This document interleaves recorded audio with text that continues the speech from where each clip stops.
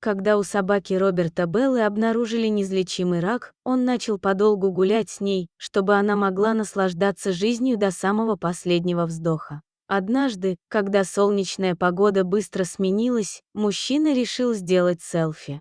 Но рассмотрев фотографию, Роберт побледнел, увидев на заднем плане нечто пугающее. Хозяин Беллы положил начало новой традиции. Каждый раз, когда он со своей любимой собакой посещал новый парк, лес или озеро, он делал с ней селфи. Он хотел запечатлеть каждое приключение, а также создать галерею воспоминаний, к которым он мог бы вернуться после того, как ее не станет. К сожалению, диагноз ветеринара был окончательным и обжалованию не подлежит.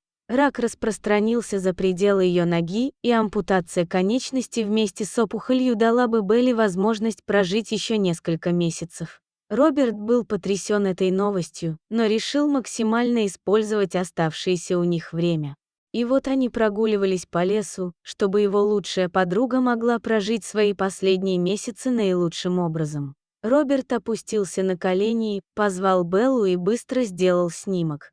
Ему показалось, что снимок получился красивым. Мужчина положил телефон в карман и продолжил прогулку со своей собакой, которая бегала между деревьями. Был прекрасный день, и пение птиц успокаивало его, почти заставляя забыть о том, что его единственный спутник вот-вот покинет его. Белла была рядом с ним, когда от него ушла жена, а семья отдалилась, и он не знал, что бы он без нее делал.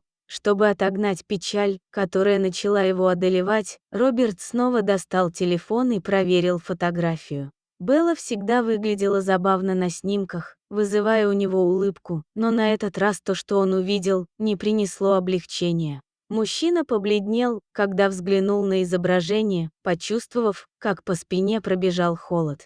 Он медленно оторвал взгляд от экрана, и в этот момент в лесу воцарилась жуткая тишина. Обычные звуки птиц и насекомых исчезли, остался только звук его собственных шагов.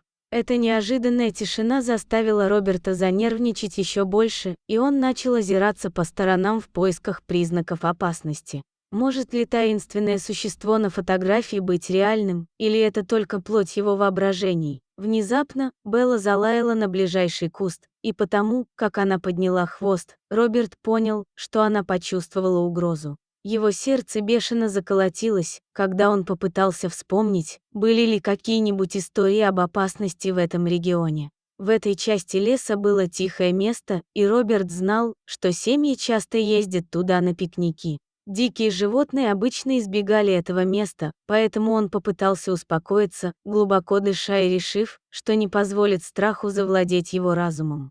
Однако, пока они стояли неподвижно, а Белла все еще настороженно оглядывала кусты, небо стало темнеть, и по лесу пронесся порыв ветра, заставив листья деревьев зашевелиться. Сердце Роберта бешено колотилось. Был ли он поглощен своими страхами, или там действительно что-то было? Почувствовав тревогу своего хозяина, Белла тихонько заскулила и прижалась к его ноге, ища утешения. Роберт наконец набрался смелости посмотреть еще раз, но ничего не увидел. Несмотря на это, Белла продолжала прерывисто лаять, все время глядя в одном и том же направлении. К этому времени Роберт понял, что им нужно как можно скорее покинуть лес. Ощущение, что за ними наблюдают, усилилось, и он натянул поводок Беллы, ускорив шаг, чтобы поскорее убраться оттуда. Пока они шли, Роберт не мог избавиться от мысли, что сам лес живой и следит за каждым их движением. Постоянный лай собаки только усиливал его беспокойство. Внезапно Белла натянула поводок, заставив Роберта остановиться. Собака внимательно понюхала воздух, ее уши навострились, когда она учуяла запах. Роберт наблюдал за ней, но, похоже, она не могла определить четкий след. Он посоветовал ей продолжать идти, мягко потянув за поводок, и они двинулись вперед. Но как раз в тот момент, когда им показалось, что они уже в безопасности, они обнаружили на тропинке огромный отпечаток ноги. Прошедший накануне дождь отлично сохранил след, что позволяет предположить, что за ними действительно кто-то следил. Размеры и глубина отпечатка указывали на то, что он принадлежал существу огромных размеров. Белла лаяла не переставая, и теперь он слышал тяжелые шаги позади них. Роберт знал, что им нужно быстро добраться до машины, иначе они рискуют столкнуться с тем, что их преследует. Примерно через 10 минут отчаянного бега Роберт почувствовал облегчение, решив, что они в безопасности. Однако Белла внезапно резко дернулась в противоположном направлении, сорвалась с поводка и побежала в лес. Роберт понял, что должен найти ее, пока не стало слишком поздно. Измученный, он пошел по следу Беллы. Когда он нашел ее, она яростно лаяла на кусты. Когда Роберт приблизился, он был потрясен, увидев, как из кустов с рычанием выходит огромный медведь. Испуганный мужчина попытался позвать Беллу, но она храбро стояла на своем. Неожиданно Белла дружелюбно лизнула медведя. Поведение зверя изменилось, он стал спокойным и, что удивительно, печальным. Поведение Беллы, казалось, успокоило хищника, и он начал пятиться, зовя за собой собаку, словно желая, чтобы Роберт последовал за ними. Любопытный и доверчивый, он последовал за Беллой.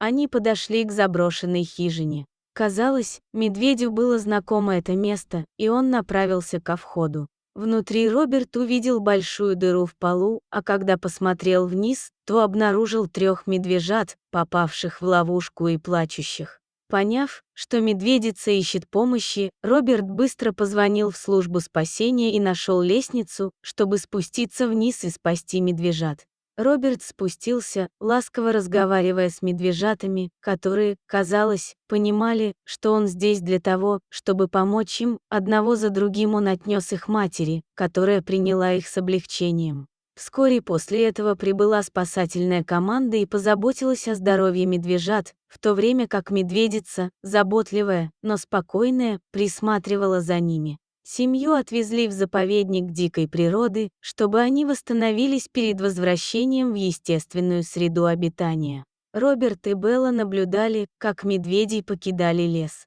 Гордый, он размышлял о храбрости Беллы и ее связи с медведем. Когда они вернулись к машине, солнце уже садилось, и Роберт понял, что этот момент с Беллой будет незабываемым. В последующие дни Роберт посетил заповедник и увидел, как процветают медведи. Он смирился с тем, что время Беллы подходит к концу, и дорожил каждым мгновением, проведенным с ней. Белла всегда была для него не просто домашним животным, а особенным компаньоном, который навсегда останется в его сердце.